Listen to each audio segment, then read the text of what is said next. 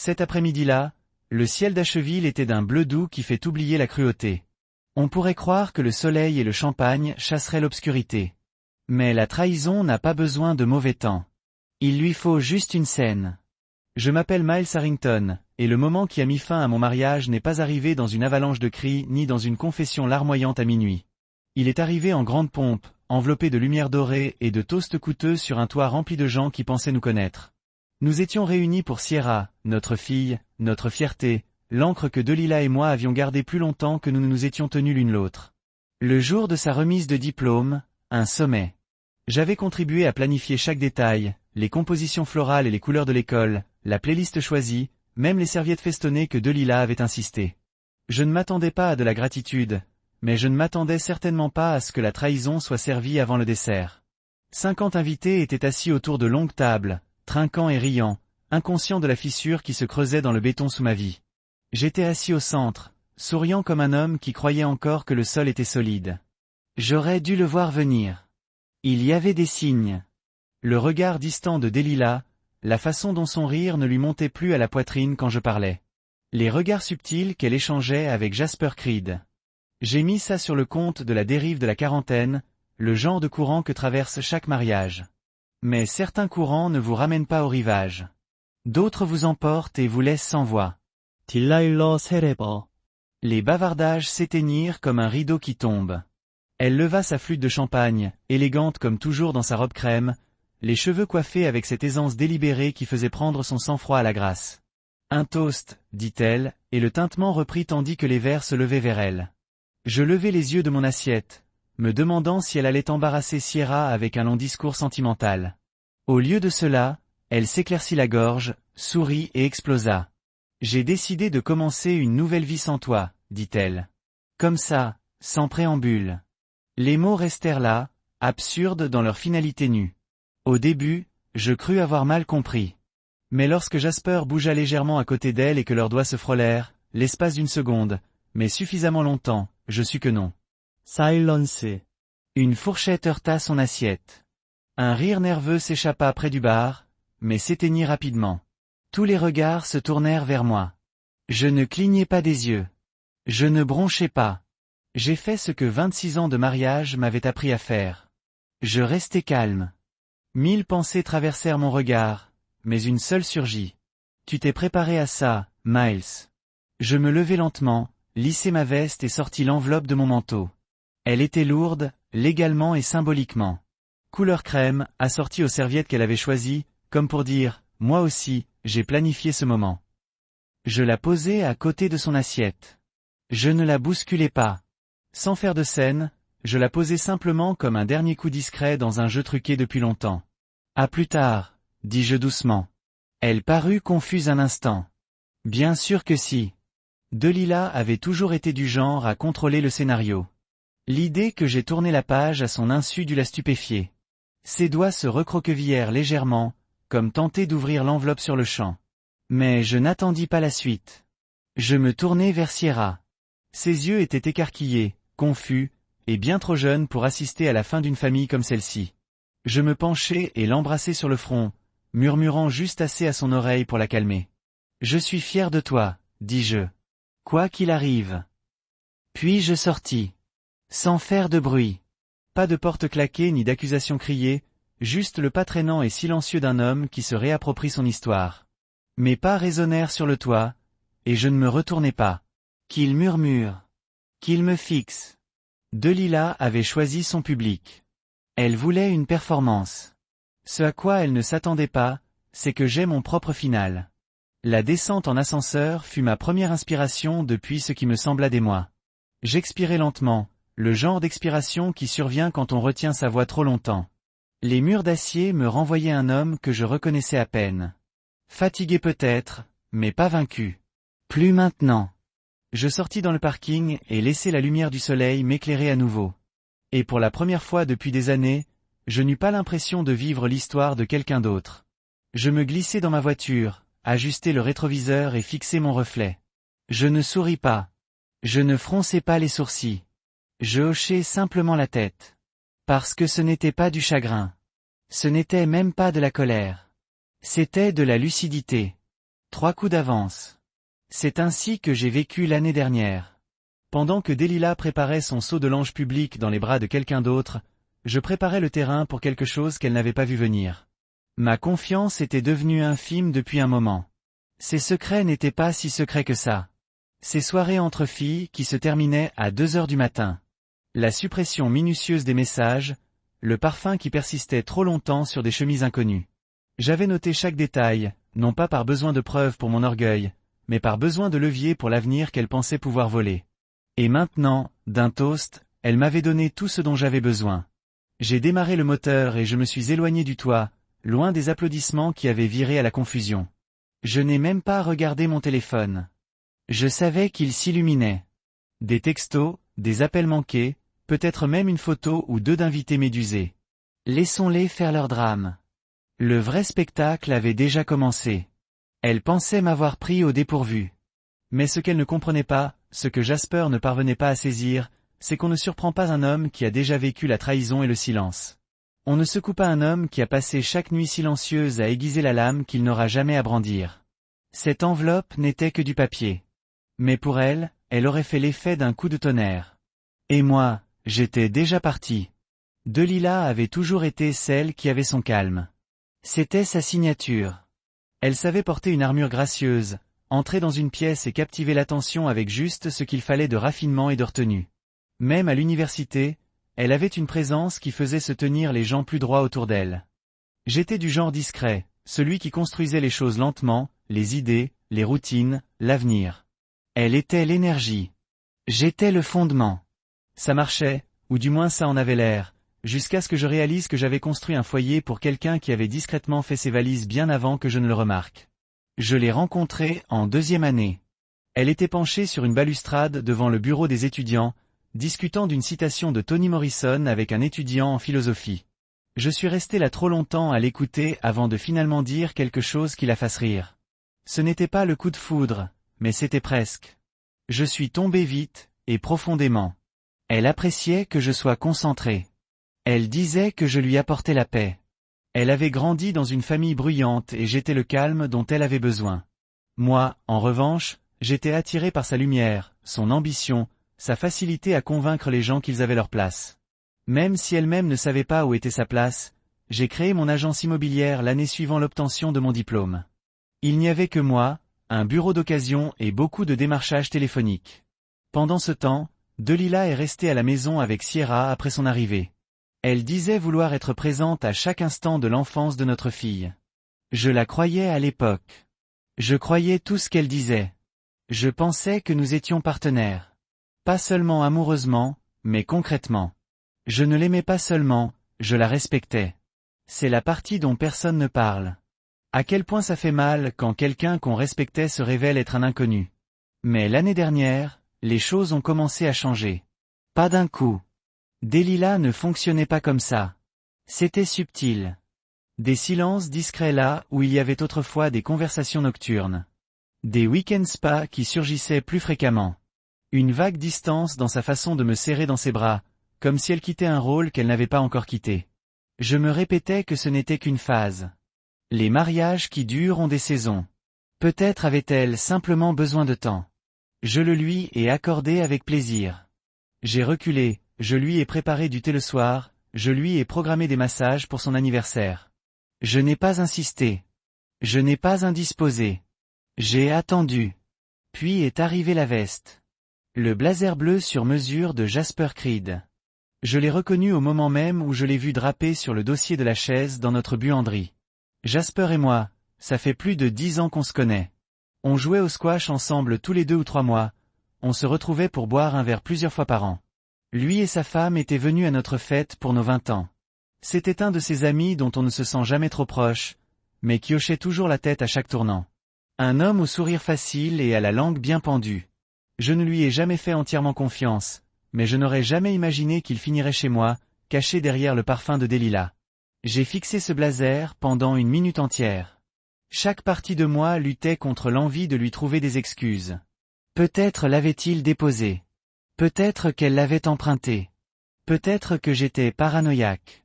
Mais ce soir-là, elle est rentrée à la maison, fredonnant pour elle-même en retirant ses chaussures dans l'entrée. Je n'ai rien dit. Je l'ai observée. Elle a traversé la cuisine comme si le silence lui appartenait. Plus tard, alors que nous étions au lit, elle m'a tourné le dos et s'est endormie sans un mot. C'est là que c'est arrivé. Elle a murmuré son nom. Pas fort, pas avec culpabilité, juste un souffle doux et inconscient. Jasper. Et c'était tout. Quelque chose s'est brisé en moi. Pas comme une assiette qui s'écrase contre un mur, mais comme une lente fissure dans le béton. Long, inévitable et définitif. Je ne l'ai pas réveillée. Je n'ai pas posé de questions. Je n'ai pas crié. J'ai simplement ouvert les yeux et fixé le plafond, laissant la vérité m'envahir comme une seconde couverture. J'ai su dès cet instant que je ne vivais plus avec ma femme. Je vivais avec un personnage qu'elle avait façonné. Et je savais que son prochain acte ne serait pas insignifiant. C'est alors que j'ai commencé à documenter. Je n'en ai parlé à personne. Pas même à mon meilleur ami Charles ou à mon assistante Mara. J'ai juste commencé à rassembler des reçus, des relevés téléphoniques, des tentatives de mots de passe. J'ai enregistré le 20 mots graveur qu'elle trouvait intelligent. Les trajets nocturnes en ascenseur pour rentrer de son appartement en centre-ville. J'ai tout imprimé. J'ai créé un dossier cloud privé et l'ai sauvegardé sur un disque dur physique dans le coffre-fort de mon bureau. Non pas par amertume, mais parce que je n'allais pas laisser Delilah réécrire l'histoire. J'ai aussi arrêté de réagir. C'était essentiel. Si je jouais le rôle du mari ignorant, elle deviendrait plus audacieuse, et c'est ce qu'elle a fait. Les mensonges sont devenus plus bâclés. Ses journées au spa sont devenues des retraites de yoga. Elle s'est mise à porter un nouveau parfum.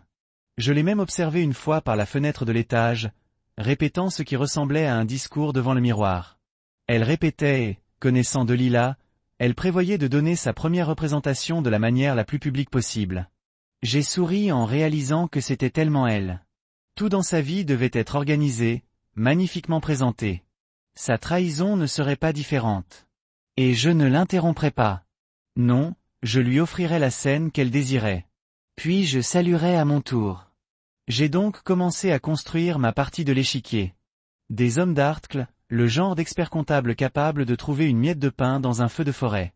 Puis Malik Sloan, un avocat spécialisé en divorce avec une voix de prêcheur et une âme de prédateur. Nous avons travaillé discrètement, efficacement, chirurgicalement. Ils ont été choqués par tout ce que je savais déjà. Je leur ai dit que je ne cherchais pas à me venger. Je cherchais à reprendre le contrôle, et que j'allais le reprendre sans élever la voix une seule fois. Le plus dur n'était pas de rassembler les preuves. C'était dormir à ses côtés chaque nuit après avoir appris la vérité. La voir me mentir sur les événements caritatifs de Jasper. La voir regarder Sierra avec cette même chaleur maternelle qu'elle avait l'habitude d'épargner pour moi. Je n'éprouvais pas de haine. J'éprouvais pire encore. De la déception. C'était la pilule la plus dure à avaler. Non pas qu'elle trichait, mais qu'elle avait orchestré tout ça comme une pièce de théâtre, pensant que je serais trop lent à le remarquer. Qu'elle regardait 26 ans et pensait pouvoir les surpasser avec un toast et une jolie robe. Mais la femme que j'ai épousée, elle, a sous-estimé une chose, moi, et ce serait sa dernière erreur. Delilah ne s'est jamais vraiment intéressée aux chiffres. Les budgets la faisaient soupirer. Les relevés bancaires l'ennuyaient. Chaque fois que j'essayais de lui expliquer nos investissements, son regard devenait vitreux à la troisième ligne. Elle me confiait les finances, appelait ça mon domaine, et je la laissais faire. Non pas parce que je voulais le contrôle, mais parce qu'elle refusait les responsabilités. Il lui était toujours plus facile de vivre dans l'histoire que d'en comprendre la structure. C'était notre dynamique pendant des années. Elle charmait. Elle rêvait. Je tenais parole. Et donc, quand le moment est venu pour elle de planifier sa grande évasion, elle a oublié que les chiffres ne mentent pas. Et je n'ai jamais cessé de les surveiller. J'ai gardé le silence, la fluidité, sans alerte ni signaux d'alarme. Quand je remarquais des virements irréguliers, 300 par-ci, 700 par-là, je ne disais rien. Je les laissais s'accumuler. Je savais qu'elle avait l'aide de Jasper. Il était du genre à se croire au-dessus des conséquences. Il avait cette arrogance des hommes qui ont traversé la vie à coups de charme et de victoires creuses. Il lui a probablement dit qu'elle méritait mieux. Il lui a conseillé de vider le compte joint en morceaux pour éviter de faire sauter la banque. Astucieux en théorie, mais pas assez. J'ai gelé la ligne de crédit qu'elle pensait saigner. Je l'ai fait lors d'un voyage qu'elle a fait à Charleston, un de ses week-ends de bien-être, où elle a posté des couchers de soleil sur la plage et les a légendés de citations sur la liberté. Tandis qu'elle buvait du rosé sur le pont d'un bateau, j'ai rencontré Clara Minon à mon bureau en centre-ville. Clara n'était pas seulement une experte comptable. C'était une chienne en talons aiguilles. Egg. Miniatures. Implacable. Elle avait un jour repéré le compte offshore de 2,3 millions de dollars qu'un associé d'un fonds spéculatif tentait de cacher aux îles Caïmans. Je lui ai dit que j'avais besoin que Delilah surveille chaque dollar touché. Discrètement, ai-je dit. Bien sûr, a-t-elle répondu sans sourciller. Nous avons commencé petit. Son salon de manucure, une soudaine augmentation des achats de cartes cadeaux. Les frais de voyage qui ne correspondaient pas à l'agenda de son téléphone, une deuxième facture de téléphone sous un nom que je ne reconnaissais pas, Melissa Carvé, un nom que Delilah utilisait dans un spa qu'elle fréquentait. Clara a sorti des captures d'écran de paiement Venmo liées à ce pseudonyme. Des notes comme « empreinte de baiser sur la clé de la chambre » et « merci pour le vin ». J'ai eu un pincement au cœur, mais je n'ai rien laissé paraître. Ce n'était plus une question d'émotion. C'était la guerre de précision. Puis est arrivé l'appartement de Savannah. C'était une maison de vacances que Delilah et moi avions achetée des années auparavant, à l'époque où nous croyions encore aux escapades et aux nouveaux souvenirs. Elle disait toujours que ce serait son espace d'écriture, son sanctuaire. À vrai dire, elle y venait plus souvent que moi. Et d'après Clara, ses visites s'étaient multipliées ces derniers temps. En vérifiant les archives, j'ai découvert des rénovations récentes, coûteuses, de nouveaux sols, des équipements modernes, le genre de rénovation qu'on ne fait pas à moins d'y vivre ou d'impressionner quelqu'un. Alors, j'ai agi. J'ai racheté sa moitié de la propriété discrètement, légalement. Le transfert de propriété était enfoui dans une liasse de documents de routine classés par le service immobilier de mon cabinet. Elle ne l'a pas remarqué. Elle ne l'a jamais remarqué quand la paperasse lui paraissait suffisamment ennuyeuse. Clara s'est ressaisie à chaque transaction. J'ai transféré l'appartement dans une fiducie de placement dont mon nom était l'unique bénéficiaire. Elle pensait avoir un nid où s'envoler. Elle ne s'est même pas rendue compte que ce nid m'appartenait à nouveau. Mais je n'avais pas fini. J'avais besoin d'une protection juridique. C'est alors qu'est entré Malik Sloan. Malik ressemblait plus à un musicien de jazz qu'à un avocat. Costumes impeccables, voix calme, le genre de regard qui voit tout.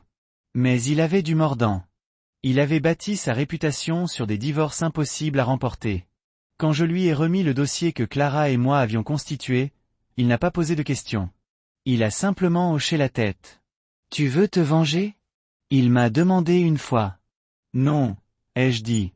Je veux la paix, mais je ne te supplierai pas. » Malik a rédigé une requête en contrôle exclusif des biens, qualifiant ces transferts frauduleux de malversation financière. Nous avons commencé à établir une chronologie. SMS, journaux d'appel, retrait d'argent. Les empreintes digitales de Jasper étaient partout. Malik a même découvert que Jasper était toujours légalement marié. Apparemment, la femme de Jasper avait discrètement documenté sa propre guerre. Malik a contacté son avocat. Nous avons échangé des notes, formé une alliance. C'est la partie que Delilah et Jasper n'ont jamais envisagée. Comment la trahison construit des ponts entre ceux qui sont trahis. Nous avons tout préparé pour le jour où elle franchirait le pas.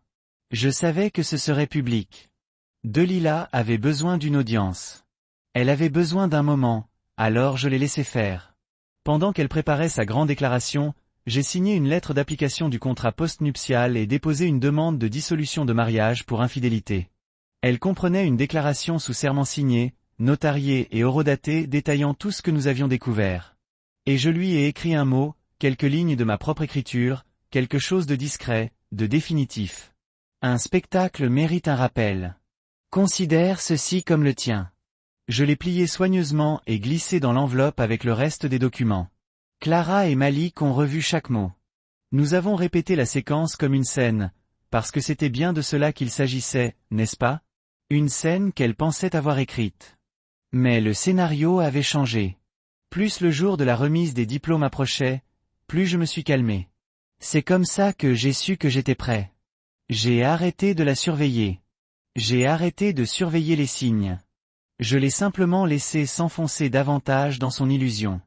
Elle entrait à cette fête en pensant avoir toutes les cartes en main. Elle ignorait que j'avais construit un nouveau jeu. Ce qui m'avait le plus frappé durant ces derniers jours, c'était son inconscience. Elle fredonnait en cuisinant, utilisait encore mon nom pour parler à Sierra, m'embrassait encore distraitement sur la joue. Peut-être qu'une part d'elle croyait que j'allais m'effondrer, que je craquerais devant tout le monde. Mais ce qu'elle ne réalisait pas, c'est que j'avais déjà brisé ma vie en silence, en privé, et pendant les heures passées à la fixer dans son sommeil, sachant que je n'étais plus dans ses rêves. Au moment où elle s'est levée pour porter ce toast, je n'ai ressenti aucune colère. Je n'ai même pas ressenti de tristesse. J'ai ressenti une libération, comme si la dernière pièce d'un long plan s'était mise en place. Sa main effleura celle de Jasper sous la table. Elle pensait que c'était son geste le plus audacieux. Elle ignorait totalement ce qu'était l'audace. Car pendant qu'elle répétait un discours, je préparais l'acte final. Ni avec venin, ni avec rage, mais avec des chiffres. Et les chiffres ne mentent jamais. Le nom de Sierra résonna sur le toit comme une bénédiction. Suma, viens fort, dit le présentateur, rayonnant. Notre fille s'avança dans sa robe cramoisie, les yeux brillants, un sourire timide, de ceux qui me coupaient encore le souffle. Mes mains se joignirent instinctivement, applaudissant avec la fierté d'un père, non la prétention d'un mari. Ces 26 dernières années, j'avais tout donné à deux choses, mon mariage et ma fille. L'une m'avait trahi, l'autre m'avait sauvé. Ce jour-là, c'était celui de Sierra. Le soleil inondait le toit, dorant ses cheveux tandis qu'elle posait pour des photos avec ses camarades. Delila avait choisi le lieu, toujours friande de hauteur, d'endroits avec vue et lustre, et juste assez éloigné de la réalité pour faire semblant. Je la laissai prendre les rênes. Je ne voulais rien d'autre que le sourire de Sierra. C'était suffisant. Les tables étaient dressées en rangées soignées, drapées de nappes blanches. L'argenterie était polie à l'extrême. Les verres scintillaient. Des serveurs en gilet noir sillonnaient la foule comme des pièces d'échecs, toujours en mouvement, sans jamais parler. Il y avait des rires, quelques larmes, surtout de la part de parents fiers. Sierra flottait entre les conversations, gracieuse et posée, l'assurance de sa mère et ma stabilité ne faisant qu'un. J'étais assis à la table d'honneur, observateur silencieux, sirotant une coupe de champagne. Delila planait comme une hôtesse, tout en légèreté et en sourire étudié. On ne devinerait jamais qu'elle préparait sa libération entre deux gorgées de vin mousseux. Sa robe scintillait de minuscules paillettes dorées, de bon goût mais remarquables. Jasper Creed n'était pas loin. Il se tenait à quelques mètres du bar, entouré d'un demi-cercle de flagorneurs qui prenaient son charisme pour du caractère. Je l'observais comme un faucon observe un lapin qui tente de se pavaner. Il se penchait vers Delila de temps en temps, assez près pour paraître conspirateur, mais pas assez pour alarmer la foule. La lâcheté portait de belles chaussures ce jour-là. Je n'ai pas été surprise que Delila se lève. J'ai vu le toast arriver comme un orage se profile au loin. Je ne savais juste pas à quel point le tonnerre serait violent. Puis-je avoir votre attention un instant, a-t-elle crié, d'une voix mélodieuse, posée, le genre de ton qu'elle utilisait quand elle voulait la place, quand elle voulait le contrôle. Les verres levés, la conversation interrompue. Même Sierra s'est arrêtée de rire en se tournant vers sa mère avec cette lueur d'anticipation que seuls les enfants peuvent donner. Delila a levé sa coupe de champagne. Son sourire s'est élargi juste assez pour être dangereux. Je tiens à vous remercier tous d'être venus aujourd'hui pour célébrer Sierra, notre brillante et belle diplômée. Vous l'avez vue devenir une femme extraordinaire et nous sommes si fiers d'elle. Les applaudissements ont fusé. Je me suis jointe à eux. Ma fille le méritait. Delila a scruté la foule du regard comme une artiste qui sait où elle veut. Et si ce jour est celui d'un nouveau départ pour Sierra, c'est aussi pour moi une sorte de début. L'air a changé. J'ai décidé, a-t-elle dit, de commencer une nouvelle vie sans Miles. C'était bien là. Sa voix était ferme. Sa main ne tremblait pas. Elle le disait comme si elle annonçait un déménagement ou la création d'un club de lecture. Juste un petit détour. Oh, et au fait, je fais exploser mon mariage devant tes amis et ta famille. J'entendais les halètements, le cliquetis des fourchettes sur la porcelaine, les toux et les murmures gênés, mais tout cela semblait lointain. Je regardais son visage, ce masque soigneusement composé. À côté d'elle, le petit sourire suffisant de Jasper s'éclaira brièvement avant qu'il ne baisse les yeux, feignant la timidité. Leurs doigts frôlèrent sous la table. Un subtil contact de lâche. Tous les regards se tournèrent vers moi, s'attendant à une réaction, une scène, une crise. Ils eurent un sourire. Je me levai lentement et délibérément, comme pour lui faire une ovation debout. Je fouillai dans la poche de mon manteau et en sortis l'enveloppe épaisse couleur crème, chaude de mes paumes. Je la posai à côté de son assiette. Ses yeux se posèrent dessus et y restèrent. Sa main ne bougea pas. Pour plus tard, dis-je doucement. Jasper leva les yeux, confus, légèrement déséquilibré. Cela me fit plus plaisir que prévu. Je me penchai vers Sierra et l'embrassai sur le front. Je suis fier de toi, murmurai-je. Elle me fixa de ses grands yeux scrutateurs. Je lui adressai un sourire. Ni large, ni faux, sincère. Juste ce qu'il fallait. Puis je sortis. La musique ne reprit pas. Pas tout de suite. Le silence persista, pesant et gênant. Quelques personnes s'éclaircirent la gorge. D'autres baissaient les yeux sur leur téléphone, faisant semblant de ne pas être impliqués.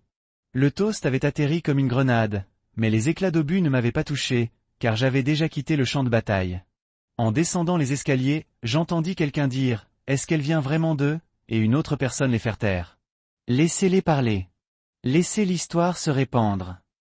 Je n'avais pas besoin de m'expliquer. L'enveloppe ferait ça pour moi.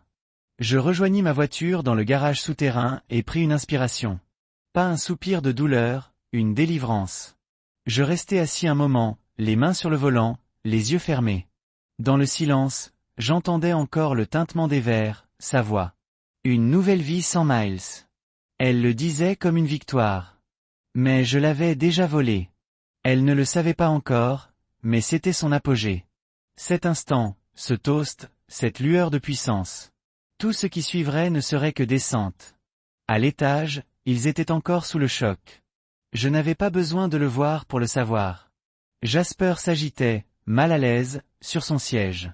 Delilah jetait un coup d'œil à l'enveloppe, le pouls battant, se demandant ce qu'il y avait dedans.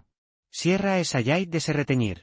L'orchestre recommençait doucement à jouer, désespéré de ramener les choses à la normale. Mais rien ne serait plus normal. Je partis lentement. Pas de musique. Fenêtres by Seas. La brise d'Acheville était plus légère que d'habitude. Ou peut-être que... Je me sentais simplement plus légère. Je ne consultais pas mon téléphone. Je n'en avais pas besoin. Je savais qu'elle ouvrirait cette enveloppe avant le dessert. Je savais qu'elle en lirait chaque mot. Et je savais sans l'ombre d'un doute que, malgré son calme apparent, son monde intérieur venait de s'effondrer. Le toast était à elle. Mais l'échec et mat, lui, était à moi. Arrivé à la sortie de la ville, je savais exactement comment le reste de la soirée allait se dérouler. Delilah attendrate. Pas longtemps, cependant. Elle n'a jamais été du genre à laisser sa curiosité s'apaiser. Elle attendrait juste le temps que le tintement des verres s'éteigne, que le champagne commence à avoir un goût amer, et puis, quand Jasper se pencherait pour demander ce qu'était cette enveloppe, elle l'ouvrirait. Et c'est là que le vrai toast commencerait. J'ai éteint mon téléphone dès que je suis monté dans la voiture. Pas seulement en mode avion. Éteint complètement. Je ne voulais pas des vibrations, des textos, des appels manqués. Je n'avais pas besoin d'entendre cela en temps réel. Je savais déjà que cette enveloppe était un scalpel soigneusement assemblé, plié avec précision, propre et délibéré. Je ne cherchais pas à l'humilier. Je lui disais la vérité, brute et sans mélange. Tout ce qu'elle avait tenté de chorégraphier dans les murmures et les ombres était désormais imprimé en noir et blanc, en gras et inéluctable. À l'intérieur de l'enveloppe, d'abord une copie de la demande de divorce, proprement dactylographiée, signée et horodatée. Impossible de se méprendre sur le sérieux. Non, parlons-en. Non, vous m'avez mal comprise. Pas d'échappatoire. Juste le premier clou officiel dans le cercueil de la vie qu'elle essayait d'écrire sans moi. Ensuite, une déclaration sous serment signée de son infidélité, étayée par une série soigneusement organisée de captures d'écran, de SMS, de messages privés, de reçus de paiement, et même une confirmation du concierge de l'hôtel datant du soir où elle m'avait annoncé qu'elle resterait tard au spa pour un soin du visage en couple. Je n'ai pas dit un mot à l'époque. J'ai attendu, documenté, et maintenant chaque mensonge discret reposait dans cette enveloppe comme de minuscules grenades attendant d'être lues. Puis est arrivée la demande de contrôle exclusif des biens, un dossier en béton armé construit sur le dos de sa tromperie financière. Il décrivait toutes ses tentatives de détournement de fonds, y compris les virements qu'elle avait effectués via ce faux compte 20 mots qu'elle pensait que je ne découvrirais jamais. Clara et Malik les avaient recoupés avec des images horodatées de distributeurs automatiques et des reçus d'hôtel. Chaque numéro était comptabilisé. Chaque ombre dans laquelle elle s'était cachée était exposée sous un éclairage fluorescent. Après cela, le transfert de fiducie annulé. Le fonds de retraite qu'elle croyait pouvoir partager avec moi une fois tout cela terminé. Block A. Invalid. Re-effect. Les papiers portaient ma signature et celle du gestionnaire de la fiducie, déposés 3 semaines avant la déclaration sur le toit. Elle pensait commencer une nouvelle vie à mes frais. Elle avait tort. Et enfin, plié soigneusement par-dessus tout le reste, se trouvait le mot. Mon écriture. Une seule ligne. Un spectacle mérite un rappel. Considérez ceci comme le vôtre. Je l'imaginais lire ce dernier. J'imaginais son visage se durcir, essayant de saisir la précision silencieuse de ce qui venait de lui arriver. Parce que cette enveloppe n'était pas une vengeance, c'était une chorégraphie. C'était de la retenue. Et à cet instant, je lui avais donné quelque chose qu'elle ne m'avait jamais donné. La vérité sans la performance. 1 heure passa. J'étais assis sur le balcon d'une petite location. J'avais réservé la veille. Juste un endroit simple avec vue sur les bois. Rien de grandiose, juste de l'air pur et du silence. J'avais tout arrangé. Les clés sous le paillasson, les courses dans le frigo. Personne ne savait que j'étais là. C'était la première fois depuis des mois que je ne faisais pas semblant. Je me servis un verre, rien de lourd, juste un trait de bourbon sur des glaçons, et me laissai aller dans le fauteuil. L'air sentait le pin et la terre fraîche. Quelque part en bas de la colline, un ruisseau murmurait. Le monde continuait de tourner. Puis mon téléphone s'alluma. C'était Sierra. Juste un SMS. Une seule ligne. Maman cria si fort que les serveurs en laissèrent tomber un plateau. Je fixai l'écran, puis souris. Non pas que je veuille qu'elle souffre, mais parce que le bruit signifiait que le silence était enfin terminé. Elle m'avait enfin entendu. Pendant des mois, j'ai vécu dans la retenue, la laissant mentir, la laissant planifier, la laissant m'effacer lentement avec ses doigts manucurés et ses excuses minutieuses. À présent, en un instant, le masque s'était fissuré. Et cela ne s'était pas produit à huis clos. Cela s'était produit devant tous ceux qu'elle s'efforçait tant d'impressionner. Cet écran, c'était son masque qui se brisait en temps réel. Je n'ai pas répondu à Sierra. Pas encore. Je ne voulais pas ternir son expérience avec mes explications. Ce jour-là était encore le sien. Et si je connaissais ma fille, elle observait tout se dérouler avec une conscience que Delilah avait toujours sous-estimée. Sierra avait hérité de moi plus que Delilah n'aimait l'admettre. Patience, stratégie, immobilité et chaos. Elle relirait les points toute seule. Elle le faisait déjà. 30 minutes plus tard, le ciel virait au bleu cendré. Les étoiles tentaient de se former. Mon verre de bourbon était presque vide lorsque le téléphone a vibré à nouveau. Cette fois, c'était Charles, mon plus vieil ami. Que diable venait-il de se passer? Disait le texte. Je ne lui ai pas répondu non plus. Laissons-les s'interroger. Laissons l'histoire combler les vides. Delilah avait commencé tout ça dans la foule. Que la foule soit témoin des conséquences. Elle avait planifié la performance jusqu'au moindre détail. Elle ne s'attendait pas à ce que le scénario bascule. Et Jasper?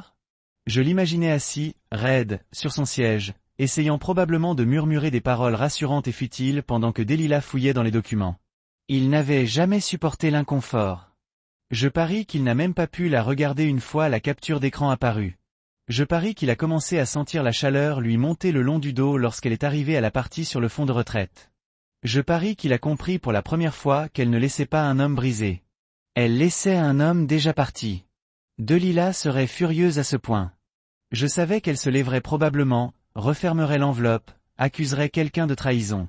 Peut-être qu'elle dirait un coup monté, dirait « j'ai manipulé le timing ». Mais rien de tout cela n'aurait d'importance. On ne peut pas contester les documents judiciaires et les relevés de compte. On ne peut pas faire tourner les captures d'écran. Même Delilah n'arrivait pas à se frayer un chemin au-delà des chiffres et des signatures. Et surtout, on ne peut pas contester le silence. Je n'ai jamais crié, jamais supplié, jamais même accusé. Je me suis juste préparé. Et ce soir, première préparation. Je me suis levé de ma chaise et suis entré, fermant la porte du balcon derrière moi. Le bourbon persistait encore sur ma langue, chaud et lent. J'ai éteint les lumières, laissant la douce lueur de la lune se répandre sur le parquet.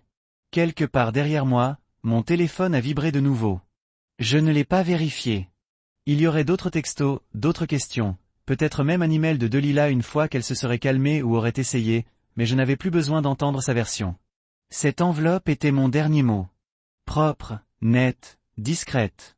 Elle disait tout ce qu'elle ne m'avait pas laissé dire, et elle le disait mieux. Ils sont rentrés ce soir-là. Delilah et Jasper. J'ai entendu la voiture avant de la voir. Sa Lexus, celle que je lui ai achetée pour notre anniversaire il y a 2 ans. Elle a remonté l'allée comme si rien n'avait changé. Des phares jetant de longues ombres sur la pelouse. La même pelouse que j'avais tondre tous les samedis matins pendant des années pendant qu'elle sirotait du café sur le porche et m'a rappelé de ne pas manquer les coins. La même allée qu'elle avait l'habitude de me faire signe avec un sourire qui a fait penser aux voisins que nous étions solides. Mais cette nuit-là, tout sur la façon dont ces phares garés m'ont dit qu'elle s'accrochait toujours à l'illusion. J'attendais, pas derrière la porte, pas dans l'ombre. J'étais assis sur le canapé dans le foyer, Tuesday, boisson à la main, boîte empilée soigneusement par l'entrée avant. Sa vie étiquetée, condensée, propre. Je n'ai rien lancé. Je n'ai pas détruit. J'ai emballé ses chaussures, ses kits de spa, ses cordes de soie monogrammées, même le tapis de yoga qu'elle a gardé à l'arrière de sa voiture mais n'avait pas utilisé depuis des mois. Cologne de Jasper a été la première chose que je sentais à l'ouverture de la porte. Delilah est intervenue en premier. Elle regarda autour de lui comme si elle ne reconnaissait pas l'endroit, comme si l'air avait changé en son absence. Peut-être que c'était, ou peut-être que c'était juste le fait que pour une fois, elle n'a pas contrôlé le moment. Jasper traînait derrière elle, sa confiance rétrécissant par la seconde. 2M as a bugle. Delilah m'a cassé les mots, sa voix a lancé juste assez haut pour briser le calme. Devant nos amis, notre fille, Dieu, Miles, à quoi diable pensiez-vous? Je me suis levé lentement, pas défensif, juste centré. Thomas est une arme que la plupart des gens n'apprennent jamais à utiliser. Je l'ai regardé comme vous regardez une tempête à travers le verre, assez proche pour voir le chaos, assez loin pour ne pas y noyer. Je pensais, ai-je dit, que l'honnêteté méritait un public. Ses yeux s'évasaient. Jasper a déplacé son poids, faisant semblant d'être pertinent dans la pièce. Vous auriez pu lui parler en privé, a-t-il dit, essayant d'ajouter quelque chose, n'importe quoi, pour incliner la dynamique de puissance à son chemin. Je me suis tourné vers lui, à rencontrer son regard. Laissez le silence s'étendre assez longtemps pour le dépouiller du masque qu'il pensait qu'il avait quitté. Vous voulez dire comme les conversations privées que vous avez eues chez moi? J'ai dit, celle où vous utilisez ces initiales comme code de porte sur votre Tesla cette nuit sonne une cloche. Jasper ressemblait à quelqu'un qui a giflé le souffle de lui. Ses yeux se dirigeaient vers Delilah, qui cherchait déjà l'une des boîtes, comme si cela pouvait lui donner quelque chose à retenir, quelque chose de solide. Mais la vérité était qu'elle a perdu son emprise au moment où elle se tenait à la célébration de Sierra, et pensait que sa performance ne serait pas contestée. Nous restons dans le condo, dit-elle soudainement, la voix bas, les yeux fixés sur la boîte dans ses mains. Du moins pour l'instant. Non, tu n'es pas, répondis-je. Elle se figea. Quoi? Je possède le condo, dis-je. Vous savez que si vous vérifiez l'acte ou les documents ou si je ne connais pas votre email. Il est revenu à moi il y a 3 semaines. Clara s'est assurée de cela. Elle a de nouveau regardé Jasper comme s'il était censé le réparer. Comme s'il avait une série magique de mots qui pouvaient démêler la réalité que j'avais construite alors qu'elle était occupée à répéter sa liberté. Il n'a rien dit. C'était le moment où il a réalisé que ce n'était pas une histoire d'amour. C'était un travail de nettoyage et il n'a pas apporté de gants. Vous ne pouvez pas faire ça. Marmonna-t-elle. Ce n'est pas juste. J'y vis. Et vous avez perdu juste lorsque vous l'avez amené dans notre maison, dis-je. Les mots n'étaient pas en colère. Ils n'étaient même pas amers. Ils étaient finaux. C'est ce qui l'a pris au dépourvu plus que tout. Pas ma fureur, mais son manque. Elle s'attendait à ce que je se brise. Elle voulait de la rage, peut-être même des larmes, mais j'étais déjà parti. Ce à quoi elle parlait, c'était le souvenir de moi. La version qu'elle a utilisée pour manipuler, rejeter et parler. Cette version était morte. Elle n'avait tout simplement pas encore assisté aux funérailles. Jasper a essayé une dernière fois. Tu vas la ruiner. J.I.R. Une seule fois. Tranchant. Bah. Elle l'a fait seule, dis-je. Vous avez aidé, bien sûr. Mais ne vous y trompez pas, ce n'était pas un piège. C'était un dévoilement. Il se tourna vers la porte comme si s'échapper préserverait son ego. Delilah se tenait immobile, une main sur la boîte étiquetée maître de salle de bain. Ses ongles étaient toujours peints en rose champagne, un détail que j'ai remarqué uniquement parce qu'il correspondait au ton du toast qu'elle a donné avant de faire exploser notre mariage. J'ai presque admiré la cohérence. Elle m'a regardé alors, pas avec colère, avec quelque chose de plus proche de la confusion, comme si elle ne comprenait pas comment l'homme qu'elle pensait pouvoir devantir s'était si loin devant elle. « Tu étais toujours si calme », a-t-elle dit. Je pensais que je savais. Détriante, assez douce pour l'entendre, il est suffisant pour que ce soit pour faire écho.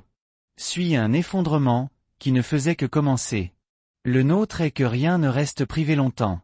Le mot se propage plus vite que la vérité, plus vite que l'intention, plus vite que les personnes qu'elle implique peut même se préparer. Donc, lorsque Delilah a essayé de contrôler le récit, j'ai presque admiré l'effort presque. Elle a commencé avec les tropes habituelles. Il était froid. Il n'était pas présent. Nous nous sommes séparés. Whisper dans les cours de yoga pendant le déjeuner avec les dames ennuyées à l'intérieur des salons de boutique avec un faible éclairage et des prix élevés.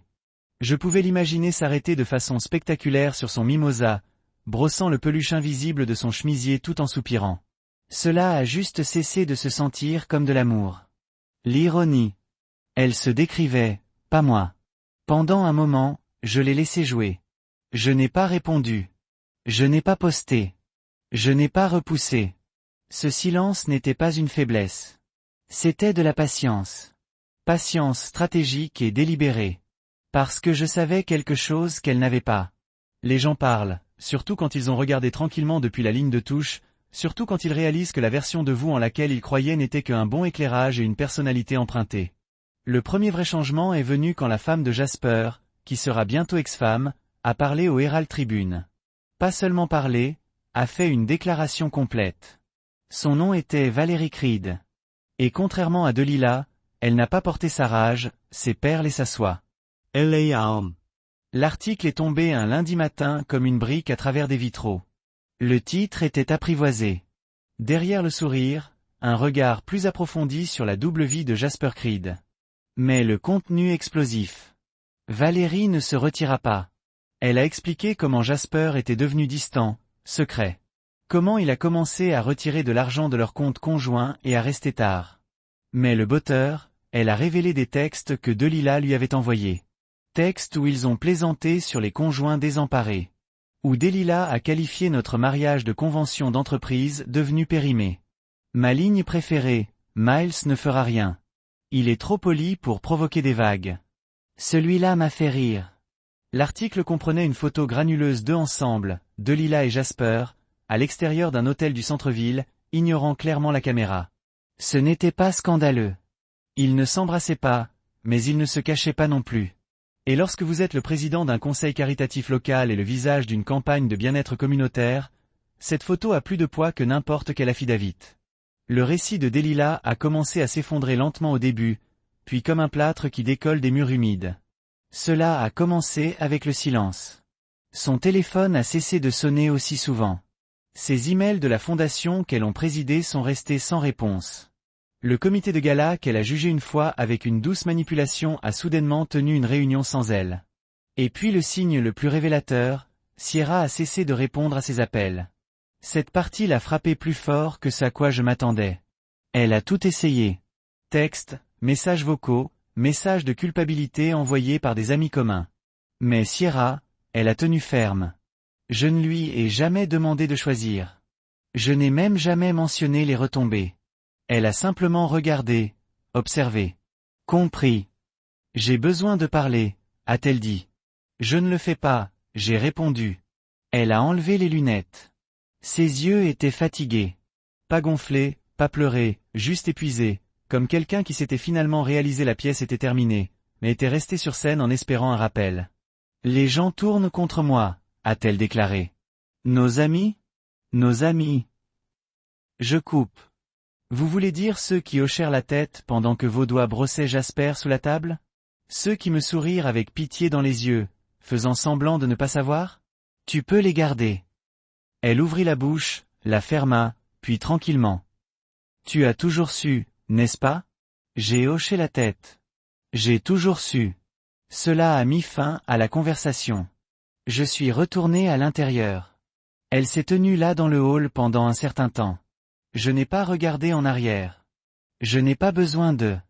Un homme qui n'a pas pu le dîner. Plus que tout. Je n'en avais pas besoin. Certaines vérités ne nécessitent pas de répétition. À peu près à la même époque, j'ai reçu un appel d'un organisme à but non lucratif axé sur l'aide aux hommes à naviguer dans la trahison et le divorce élevé des conflits. Ils avaient lu l'affaire. D'une manière ou d'une autre, les dépôts du tribunal avaient été divulgués, une personne avec une rancune, ou peut-être un greffier de dossier mal placé. Quoi qu'il en soit, l'association à but non lucratif voulait s'associer à quelqu'un de local, quelqu'un qui l'avait vécu et qui est sorti intact. J'ai accepté. Nous avons commencé petit, un cours du soir une fois par mois dans un centre communautaire modeste. 10 hommes la première nuit. Tous les âges, arrière-plan, histoire, mais le même regard dans leurs yeux, celui que j'ai l'habitude de voir dans le miroir. Je ne leur ai pas dit chaque détail de ce que j'ai vécu, juste assez pour leur montrer que c'était survivable. Ce silence pourrait être le pouvoir, cette stratégie bat le chaos. Delilah s'estompa lentement des projecteurs de la communauté. Ses déclarations publiques sont devenues plus rares, plus défensives. Elle a publié une vidéo de demi-excuse sur Instagram. Trop peu, trop tard. Sa section de commentaires est devenue froide. Ce qui était une fois rempli de votre inspiration est devenu un cimetière d'incrédulité et de déception. Pendant ce temps, j'ai emménagé dans un penthouse au-dessus de mon entreprise. Ce n'était pas somptueux. Rien que Delilah n'aurait choisi.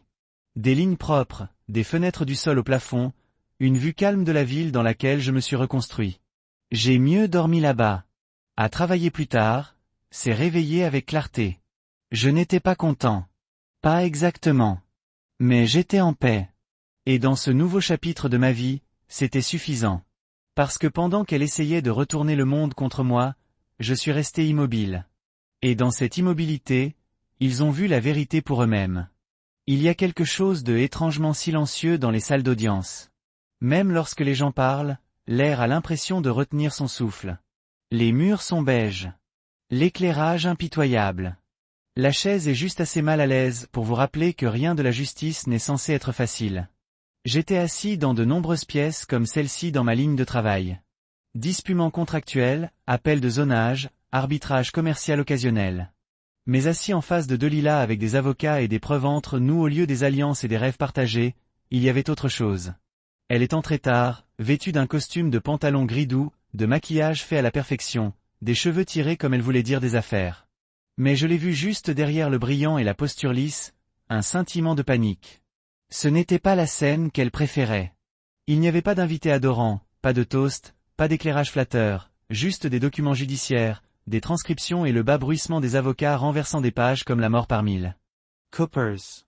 Son avocat était jeune, peut-être à la fin des années 30, le type qui a construit sa marque sur les réseaux sociaux, les blazers tranchants, les rouleaux Instagram à focus doux avec des légendes comme protégez votre paix, votre sœur et connaissez votre valeur devant le tribunal et dans la vie. Je n'étais pas inquiet. Ce n'était pas un atelier ou un séminaire de brunch. C'était des accords de droit et de droit en preuve. Malik Sloan, mon avocat, n'a pas fait les médias sociaux. Il n'a pas non plus fait de petits discours. Il s'est assis à côté de moi avec un dossier en cuir, un tampon juridique et une épingle en argent. C'était tout ce dont il avait besoin. Quand le juge est entré, tout le monde rose, j'ai regardé Delilah. Elle n'a pas rencontré mes yeux. C'était nouveau. La procédure a simplement commencé. Pas de feu d'artifice, juste des questions de procédure. Le greffier a confirmé les dépôts. Le juge, une femme plus âgée avec des décennies en droit de la famille, gravée dans les lignes sur son visage, a scanné la pièce lentement comme quelqu'un qui avait vu chaque version de cette histoire et qui était déjà ennuyé par la nôtre. L'avocat de Delilah est allé en premier. Elle s'est lancée dans un discours sur la fatigue conjugale, la négligence émotionnelle et un besoin profondément ressenti d'indépendance. Elle le rendait noble, voire tragique. J'ai presque applaudi la créativité. Elle a dit, Delilah avait soutenu ma carrière pendant des années, gardé notre maison dans l'ordre, a fait des sacrifices. Une partie de cela était même vrai. Mais elle a affirmé que Delilah n'avait aucune connaissance des changements financiers, des gels, des révisions de confiance, de la protection des actifs. C'est à ce moment que Malik s'est penché en avant. Votre honneur, a-t-il dit, calme et stable, nous présenterons une documentation qui démontre non seulement la sensibilisation, mais les tentatives actives du pétitionnaire de dissimuler les transactions de la personne. Nous avons également un accord post-nuptial signé déposé et notorié la division des actifs en cas d'infidélité qui s'avérera. Le juge a haussé un sourcil. Clause d'infidélité. Malik a hoché la tête et lui a tendu un fichier. La salle d'audience est allée immobile alors qu'elle y retournait. Ligne après ligne. Date, capture d'écran, historique de transaction. Ce n'était pas seulement accablant, c'était chirurgical. L'avocat de Delila a tenté de s'opposer. Ces textes auraient pu être modifiés. Ils ne l'étaient pas, a répondu Malik. Et nous avons inclus la vérification des métadonnées et des transporteurs. Le juge n'a même pas cligné des yeux. Je vais le permettre. Delila se déplaça sur son siège. Ses mains, qui faisaient un geste avec une confiance sans effort, désormais agitées avec l'ourlet de son blazer. Jasper était assis à l'arrière de la pièce. Je l'ai remarqué dès que nous sommes entrés. Pas de bague de mariage, pas de sourire. Il ressemblait à quelqu'un qui essayait de disparaître dans les boiseries en bois. Je ne l'ai pas reconnu. Il avait déjà pris suffisamment d'espace dans ma vie. Le juge a posé quelques questions clarifiantes. Malik a répondu avec précision. Puis vint la question de la division des biens. L'avocat de Delila a poussé fort, revendiquant une participation égale dans l'entreprise, des droits partiels sur le Penthouse, voire un pourcentage des revenus de consultation que je n'avais commencé que récemment. Mais Malik était prêt. Selon la clause décrite à la page 14, a-t-il dit, donnant un autre document à l'avant. Madame Harrington perd la réclamation sur les actifs commerciaux en raison d'une faute personnelle et de tentatives actives pour cacher l'activité financière. Quant au Penthouse, il a été acheté après la séparation en utilisant des revenus clairement marqués comme un revenu non conjugal. Le juge a hoché la tête et le fonds de retraite a précédemment contesté, a répondu Malik, mais maintenant annulé en raison de la tromperie et de l'usage abusif vérifié des fonds conjugaux pour soutenir une relation extramariée. Le visage de Delila a alors changé. Pas de colère, pas même de honte, de défaite. Le jugement a été rapide. Mine, investissement, 7030 split en ma faveur. Les affaires entièrement intactes. Elle a obtenu une petite fenêtre de pension alimentaire, 12 mois, et uniquement parce que Sierra était toujours sur mon assurance jusqu'à ce que son plan d'employeur se lance. Un avertissement à peine voilé. À la fin, personne n'a applaudi. Il n'y a pas d'applaudissement dans une salle d'audience, même lorsque vous gagnez. Le gavel a frappé une fois, et c'était tout. Je me suis tenu, j'ai boutonné ma veste et je suis passé devant Jasper en sortant. Il n'a pas levé les yeux. Je suis entré dans la lumière du soleil et j'ai expiré. Je n'avais pas réalisé depuis combien de temps je retenais mon souffle. Les marches du palais de justice étaient silencieuses. Pas de paparazzi, pas de journalistes. Juste moi, Malik, dans le bourdonnement tranquille de la résolution. Elle fera appel, a déclaré Malik calmement. Ils le font généralement. Laissez-la. J'ai répondu, elle a déjà perdu la pièce qui comptait. Il hocha la tête une fois. Tu l'as bien géré. Je n'ai pas répondu. Je ne me sentais pas victorieux. Je me sentais juste fini. Cette nuit-là, je me suis assis sur le balcon du Penthouse, les lumières de la ville scintillaient comme une marée lointaine. Je me suis versé un verre. Pas de bourbon cette fois, juste de l'eau avec une tranche de citron. Mon reflet dans la fenêtre ressemblait à quelqu'un que je connaissais. Usé, mais debout, a changé, mais pas cassé. Delila rentrait chez lui dans un endroit plus petit, un téléphone plus calme, un cercle d'amis la moitié de sa taille d'origine. Et Jasper, je soupçonnais qu'il mappait déjà son prochain déménagement. Les hommes comme lui ne restent pas immobiles. Ils pivotent. Ils charment. Ils se répètent. Mais moi, je ne répétais rien. Le chapitre a été fermé, non claqué, non détruit, tout simplement fermé en permanence, en permanence. 2 semaines après l'audience, j'ai eu la nouvelle sur le café. Jasper était parti. Pas mort, pas disparu, je suis juste allé dans la façon dont les lâches se déroulent. Tranquillement, sans confrontation, sans responsabilité. Selon Valérie, son ex-femme bientôt, il était retourné chez son frère à Savannah. Pour sauver ce qui reste de sa vie, elle m'a dit dans un message qui était plus observation que de mise à jour. Il n'y avait aucune satisfaction dans son ton, juste la finalité. Le genre de soulagement épuisé qui s'installe une fois que la tempête est terminée, et tout ce qui vous reste est une épave et un silence. Il n'a pas dit au revoir à Delila. N'a pas laissé de note. Non, nous passerons à travers ça. Ou désolé, vous avez tout perdu pour moi. Je viens de disparaître. Cela aurait été drôle si ce n'était pas si prévisible. Je l'imaginais de ce. Réveillé dans cet écho d'un condo, réalisant que la personne pour laquelle elle a démantelé une famille choisissait déjà la distance. Je pouvais presque voir son visage, la panique d'abord, puis la confusion, puis ce calme forcé qu'elle portait lorsque le monde craquait d'une manière qu'elle n'avait pas chorégraphiée. Mais je n'ai pas juré. Je n'en avais pas besoin. Elle vivait la conséquence de sa propre illusion. Et c'est le type de justice le plus poétique. Plus tard dans la semaine, elle m'a envoyé un email. Pas longtemps, pas en colère, juste décousu. Pas d'excuses. Non, je suis désolé pour ce que j'ai fait. Aucune propriété de ce qu'elle a dit émotion. Regrette juste le genre sans saveur et lâche. Regrette d'avoir été pris. Regrette que cela n'ait pas joué comme elle l'espérait.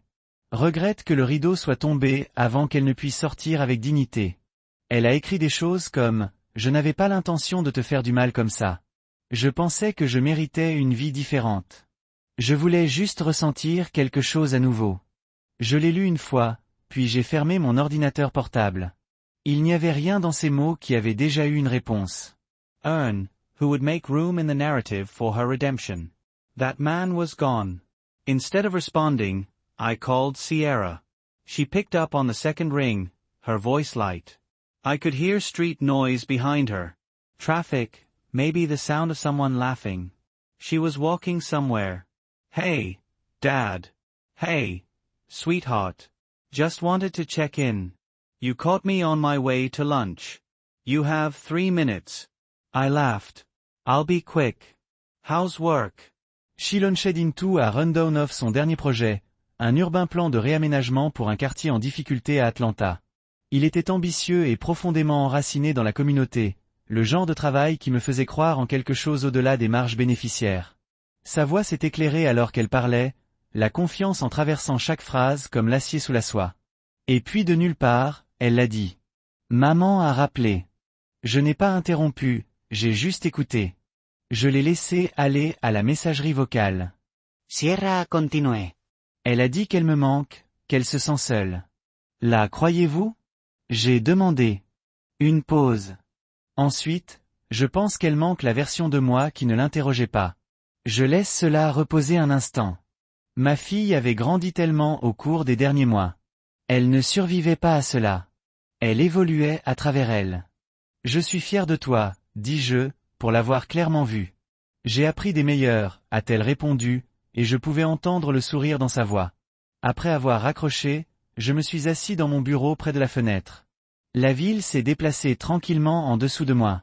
Les gens, les voitures, les vies se déroulent toutes sur leur propre délai. Je ne ressentais pas de colère, pas de chagrin, juste de l'espace. Espace où vivait son bruit. Et dans cet espace, quelque chose d'autre grandissait. Clarité, direction, une stabilité que je n'avais pas ressentie depuis des années. Je n'ai pas bloqué de Lila. Pas par email, pas sur mon téléphone. Je n'ai pas eu à le faire. Elle s'était bloquée, de moi, de Sierra, de la vérité. Il ne lui restait plus rien à détruire et rien dont je n'avais plus besoin de garder. C'est la chose à propos du feu. Une fois qu'il brûle tout, vous cessez de le craindre. Je suis retourné à mon travail. J'ai eu 3 nouveaux projets se déplaçant par le développement, 2 versions résidentielles et une propriété commerciale visant les startups de petites entreprises. Mais plus que cela, j'avais recommencé à rencontrer le groupe masculin que j'avais aidé à fonder, père, mari, professionnels qui avaient été aveuglés par la trahison et ne savaient pas où mettre leur douleur. Chaque mardi soir, nous nous sommes assis dans un cercle de chaises incompatibles et nous avons parlé, pas comme les victimes, mais comme les hommes reconstruisant les plans de leur vie. Il y avait Marcus, dont la femme s'est enfuie avec son partenaire juridique. Ellie, qui n'avait pas vu ses enfants depuis 3 mois. Jared, qui a découvert l'affaire lorsque l'amant de sa femme a quitté sa brosse à dents dans leur salle de bain invitée. Il n'était pas faible, juste blessé, essayant de donner un sens au silence. Je leur ai raconté des morceaux de mon histoire. Jamais tout, mais assez. Assez pour leur montrer que la dignité pourrait vivre à l'intérieur de l'effondrement. Cela ne s'éloignait pas parfois n'était pas une faiblesse. Il était mesuré, calme, contrôlé.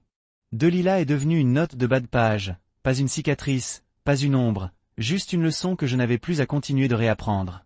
De temps en temps, je recevrais un SMS de quelqu'un qui n'avait pas entendu l'histoire complète. Un cousin, un vieux collègue. Il demanderait, que s'est-il passé? Et je répondrais juste la vie. Parce que c'est ce que c'était. Un chapitre, une chute, une récupération et maintenant j'étais libre. 6 mois après le toast sur le toit qui a divisé ma vie avant et après, je me tenais devant un cercle de chaises pliantes à un centre communautaire sur le côté sud de la ville. Rien de glamour à ce sujet.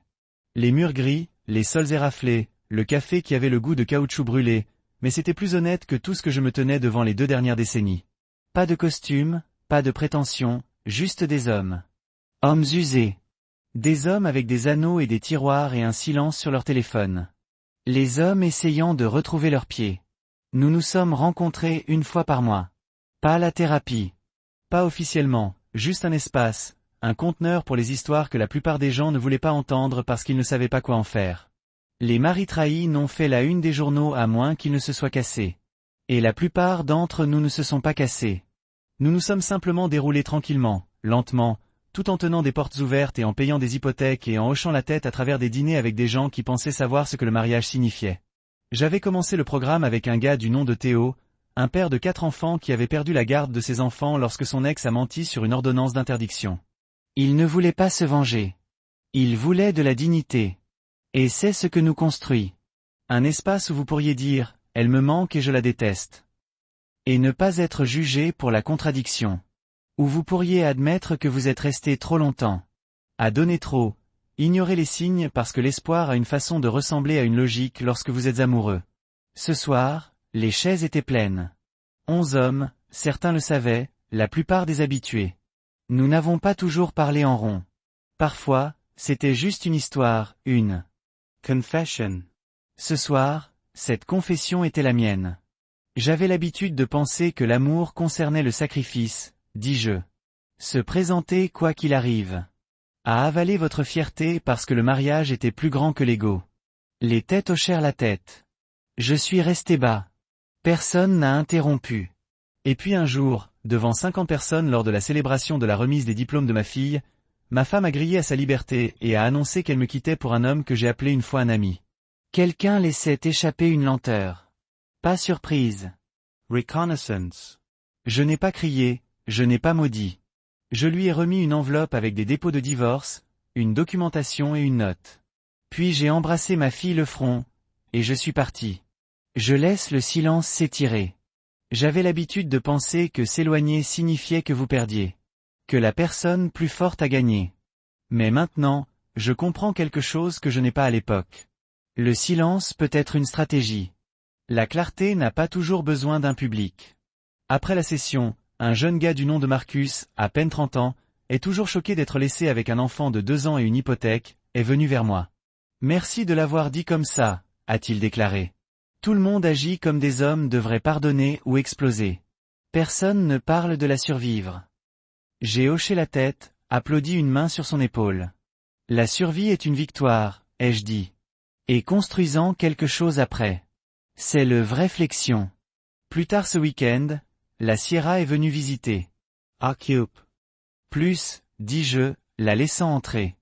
Nous nous sommes assis près de la fenêtre de mon salon en regardant par-dessus la ligne d'horizon.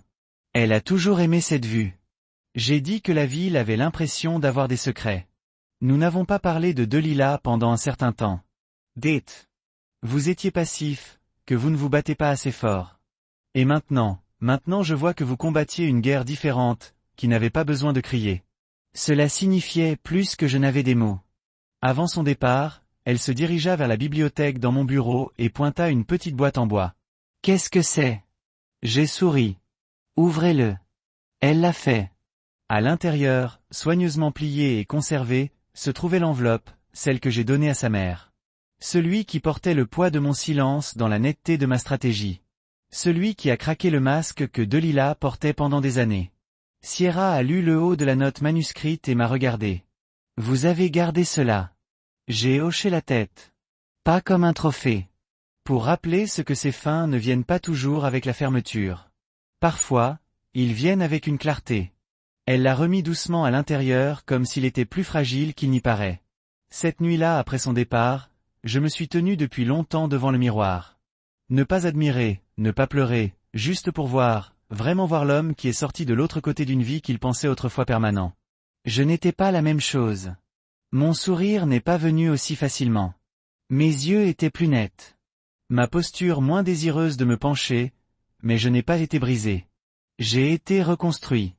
Le genre d'homme qui connaît sa valeur sans avoir besoin d'applaudissements. Qui ne craint pas la solitude. Qui entre dans une pièce ne demandant pas à être vu, mais apportant une vision avec lui. Le genre d'homme qui ne distribue pas des clés aux gens qui aiment les choses temporaires. Ils disent que la liberté ressemble à un vol, mais pour moi, cela ressemblait à l'immobilité.